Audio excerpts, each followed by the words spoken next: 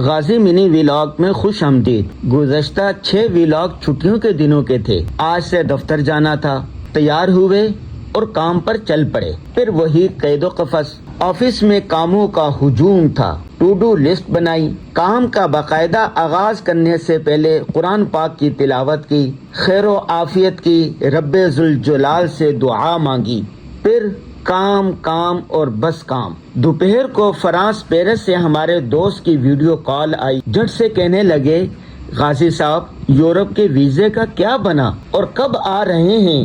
ہم آپ کے منتظر ہیں، آپ کے بیانات طے کر رہے ہیں۔ اوہ، مجھے یاد آیا کہ ویزا تو اب تک اپلائی ہی نہیں کیا۔